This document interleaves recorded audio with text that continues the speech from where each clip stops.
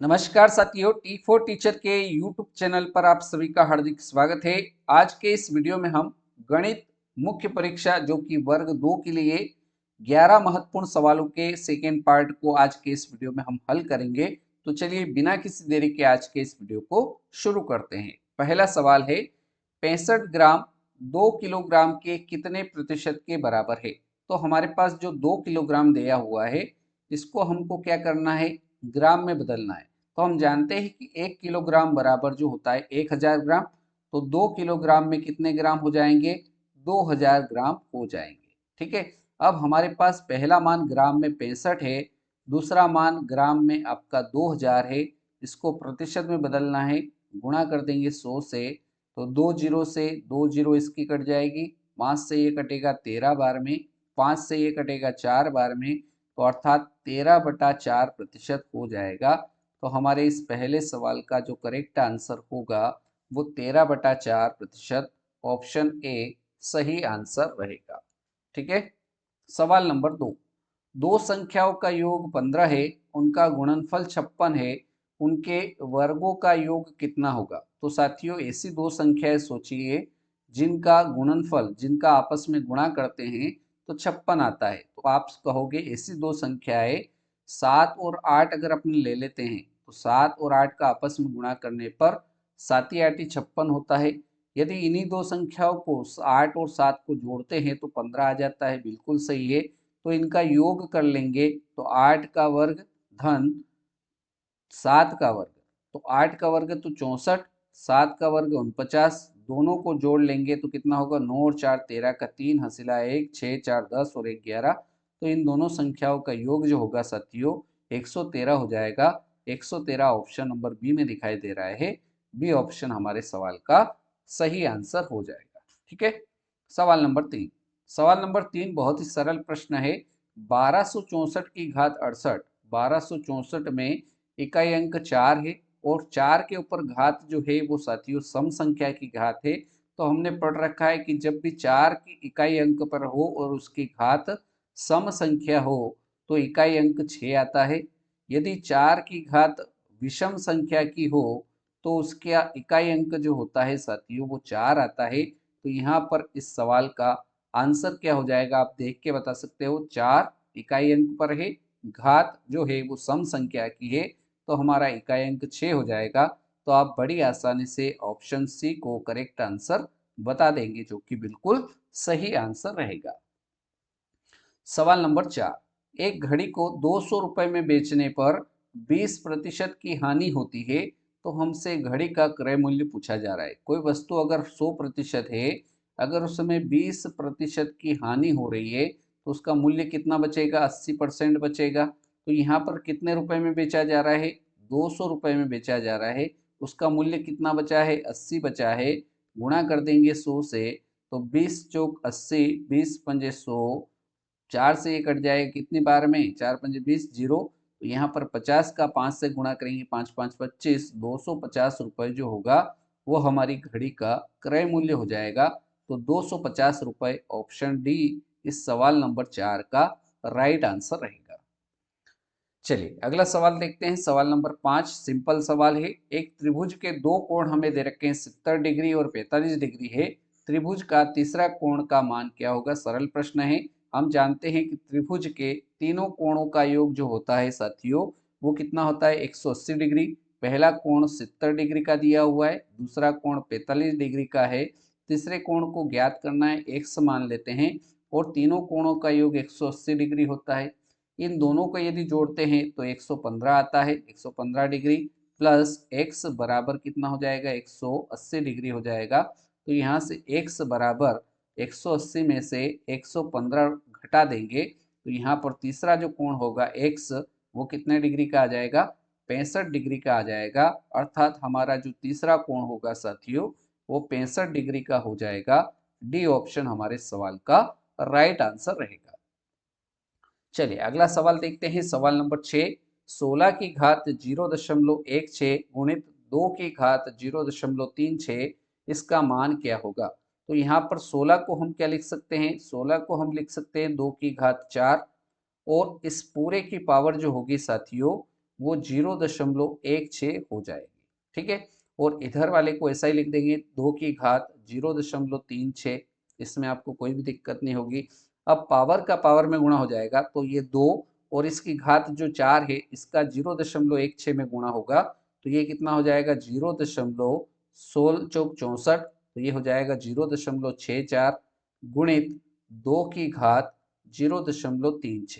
ठीक है, अब यहाँ पर देखिए a की पावर m इंटू a की पावर n, पावर का आपस में गुणा करते हैं तो घातें जुड़ जाती है, तो इन दोनों को आपस में जोड़ लेंगे तो 0.64 इसमें जुड़ेंगे 0.36 को, तो इसका मान कितना आ जाएगा, ये पूरा 1 हो जाएगा और 2 की पावर 1 का मतलब 2 ही होता है, अर्थात इस सवाल का जो राइट आंसर होगा वो क्या हो जाएगा, 2 हो जाएगा। ऑप्शन नंबर ए 2 इस प्रश्न का, इस सवाल का राइट आंसर रहेगा। क्लियर है? चलिए आगे बढ़ते हैं सवाल नंबर 7 की ओर। एक वर्ग का क्षेत्रफल इतना है तो उसका परिमाप क्या होगा। एक वर्ग का क्षेत्रफल हमें दे रखा है तो हम लिखेंगे वर्ग का क्षेत्रफल, और वर्ग के क्षेत्रफल का सूत्र क्या होता है, तो आप कहोगे कि वर्ग के क्षेत्रफल का सूत्र तो भुजा का स्क्वायर होता है। क्षेत्रफल हमें 169 दे रखा है, ये किसके बराबर है, तो ये भुजा के स्क्वायर के बराबर है। 169 को क्या हम 13 का स्क्वायर लिख सकते हैं क्या, क्योंकि 169 जो होता है वो 13 का स्क्वायर होता है, तो ये किसके बराबर, भुजा के स्क्वायर के बराबर। स्क्वायर से स्क्वायर कट जाएगा तो यहाँ से भुजा का मान कितना आ गया, तो भुजा बराबर 13 सेंटीमीटर की आ गई। ठीक है, अब क्या पूछा है, परिमाप पूछा है, और बात यहाँ किसकी हो रही है, वर्ग की हो रही है। तो हम जानते हैं, क्या जानते हैं, कि वर्ग का परिमाप, हम जानते हैं कि वर्ग का जो परिमाप होता है साथियों, उसका सूत्र होता है 4 गुणित भुजा। वर्ग के परिमाप का सूत्र क्या होता है, 4 गुणित भुजा होता है। 4 ऐसा कैसा, भुजा का मान 13 है, 13 में 4 का गुणा करेंगे तो कितना आ जाएगा, 1352 आ जाएगा, और परिमाप है इसलिए इसकी इकाई सेंटीमीटर ही रहेगी, तो 52 सेंटीमीटर बी ऑप्शन हमारा करेक्ट आंसर हो जाएगा। ठीक है, चलिए अगले सवाल की ओर बढ़ते हैं साथियों। सवाल नंबर 8, यदि 3 की घात x प्लस 8 बराबर 27 की घात 2x प्लस 1 है तो हमें x का मान ज्ञात करना है। ठीक है, सरल सवाल है। 3 की घात x प्लस 8 बराबर है 27, तो 27 को हम लिख सकते हैं 3 की घात 3, और इस पूरे की पावर कितनी हो जाएगी, 2x प्लस 1 हो जाएगी। यहाँ तक कोई दिक्कत नहीं है, इसको हम ऐसा ही रहने देंगे। 3 की घात x प्लस 8 बराबर, इस 3 के ऊपर जो पावर 3 है इसका इस ऊपर वाली पावर में गुणा हो जाएगा, तो ये हो जाएगा 3 की घात 3 का 2x से गुणा, तो ये हो जाएगा 6x प्लस 3 का 1 से गुणा, 3 एकम 3। ठीक है, अब यहाँ पर आधार समान है तो घातें आपस में बराबर हो जाएगी, तो घातों को आपस में बराबर कर लेंगे तो x प्लस 8 किसके बराबर हो जाएगा, 6x प्लस 3 के बराबर हो जाएगा। यहाँ पर इसको सरल करेंगे तो ये क्या हो जाएगा, 8 यही है, इधर से 3 को इधर भेज देंगे, माइनस का हो जाएगा। 6x यही है, इधर से x इधर आएगा, माइनस का हो जाएगा, तो यहाँ पर 5x बराबर कितना हो जाएगा, 5 हो जाएगा। x बराबर कितना हो जाएगा, 5/5 हो जाएगा, तो x का मान कितना हो जाएगा साथियों, x का मान जो होगा वो 1 हो जाएगा, अर्थात 1 जो है वो ऑप्शन नंबर ए हमारा इस सवाल नंबर 8 का करेक्ट आंसर रहेगा। ठीक है, कोई दिक्कत इसमें, कोई परेशानी अगर हो तो आप कमेंट करके बता सकते हैं। सवाल नंबर 9, 15% वार्षिक ब्याज की दर से 4800 रुपए का 2 वर्ष के लिए चक्रवृद्धि ब्याज कितना होगा। तो सबसे पहले हमको मिश्र धन निकालना पड़ेगा। मिश्र धन निकालने के लिए एक फार्मूला होता है, ए बराबर P into 1 plus R upon 100 की पावर n। ठीक है, इस फॉर्मूले में मान रख देंगे तो मान हमारा क्या हो जाएगा, मूलधन हमारे पास 4800 रुपए है, यहाँ पर दर जो दे रखी है वो कितनी दे रखी है, 15% दे रखी है, तो 100 के साथ में 15 जोड़ेंगे तो 115 हो जाएगा, और बटे में 100 आ जाएगा, और कितने वर्षों के लिए, 2 वर्षों के लिए, इसलिए इसको 2 बार लिख लेंगे। यहाँ तक भी कोई दिक्कत आपको नहीं होने वाली है। 5 से ये कट जाएगा, 5 दूना 10 और 5 तिया 15, ये भी कट जाएगा, 5 दूना 10, 5 तिया 15, 5 दूना 10 और 0, ये भी 2 और 0। यहाँ पर क्या बचा है हमारे पास में, ये 4800 गुणित 23/20 गुणित 23/20। इसको सरल करेंगे, 2 जीरो से इसकी 2 जीरो कट जाएगी, ये 2 4 से कटेगा तो 4 एकम 4, 4 दूनी 8। तो यहाँ पर हमारे पास बचा क्या है, 12 गुणित 23 और 23 का जो गुणा करते हैं तो 529 आ जाता है।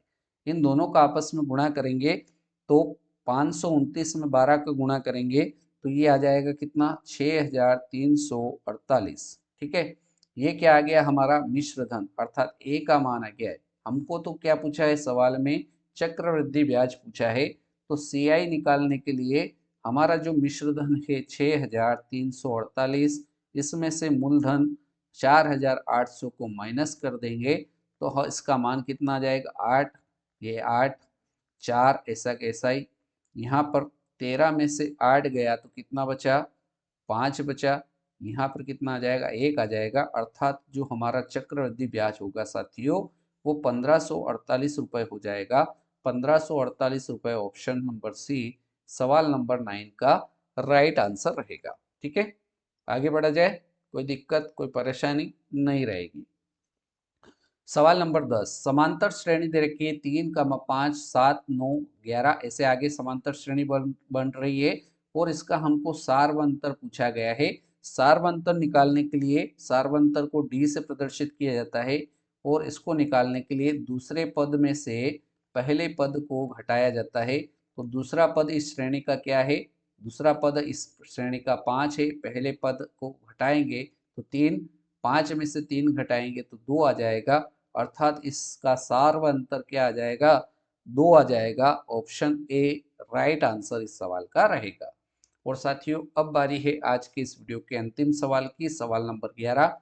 ए तथा बी की औसत आयु 20 वर्ष है, अर्थात यहाँ पर ए प्लस बी दो व्यक्ति है, इनकी औसत आयु कितनी है, 20 वर्ष है। तो 2 से इसमें गुणा करेंगे तो टोटल आयु इन दोनों की कितनी हो जाएगी, 40 वर्ष हो जाएगी। ठीक है, आगे बोला जा रहा है 20 तथा सी की औसत आयु, बी और सी दो व्यक्ति यहाँ पर भी है, इनकी औसत आयु कितनी है, 19। तो इनकी टोटल आयु 19 दूना कितना हो जाएगा, 38 वर्ष हो जाएगी दोनों की कुल आयु। ठीक है, आगे बोला जा रहा है सी तथा ए, सी और ए यहाँ पर भी दो व्यक्ति है और इन दोनों की औसत आयु 21 वर्ष है। तो 21 का डबल कितना हो जाएगा, 42 वर्ष हो जाएगा। यहाँ तक कोई दिक्कत नहीं है। तो साथियों यहाँ पर हमें ए की आयु पूछी गई है, किसकी आयु पूछी गई, ए की आयु पूछी है कि अगर इन तीनों को जोड़ दिया जाएगा तो ये हो जाएगा 2a बार, ए कितनी बार है, 2 बार है, तो ये हो जाएगा 2a प्लस बी प्लस सी, 2 इसमें कॉमन निकाल दिया है हमने और इन तीनों को भी जोड़ेंगे तो ये कितना आ जाएगा, ये आ जाएगा 8 2 10 का 0 हंसिलाया 1, 4 3 12, 120 वर्ष हो जाएगा। ये 2 से ये 120 कटेगा 60 बार में, अर्थात a प्लस बी प्लस सी इसका मान कितना आ जाएगा, 60 आ जाएगा। और हमारे पास b प्लस सी का मान कितना दे रखा है, 38 दे रखा है। तो यहाँ पर a ऐसा कैसा, b प्लस सी का मान कितना है, 38 है, बराबर हो जाएगा 60 के। तो यहाँ से a का मान निकालना है तो 60 में से 38 घटा देंगे, तो 60 में से 38 घटाएंगे तो a का मान कितना हो जाएगा, ए का मान यहाँ से निकल के आएगा 22 वर्ष, जो कि हमारा राइट आंसर हो जाएगा। 22 वर्ष आपको ऑप्शन नंबर बी में दिखाई दे रहा है। तो इस सवाल नंबर 11 का जो करेक्ट आंसर हो जाएगा साथियों वो option number B correct answer रहेगा। तो साथियों इस प्रकार से आज के इस वीडियो में हमने पार्ट सेकेंड के अंदर शिक्षक भर्ती जो कि वर्ग 2 गणित की मुख्य परीक्षा के लिए पार्ट नंबर सेकेंड आज हमने हल किया है। इसके अंदर हमने 11 महत्वपूर्ण सवालों को हल किया। उम्मीद करता हूँ सारे सवाल आपको अच्छे समझ में आए होंगे। वीडियो अगर अच्छा लगा हो तो वीडियो को लाइक कर सकते हैं, अपने बाकी साथियों तक ज़्यादा से ज़्यादा शेयर कर दीजिए। चैनल पर यदि नए हो तो चैनल को सब्सक्राइब कर लीजिए ताकि इस प्रकार के नए वीडियो मिल सके। तो आज के इस वीडियो में इतना ही, अगले वीडियो में मिलते हैं ऐसे ही नए सवालों के साथ। तब तक के लिए जय हिंद, जय भारत, वंदे मातरम, भारत माता की जय।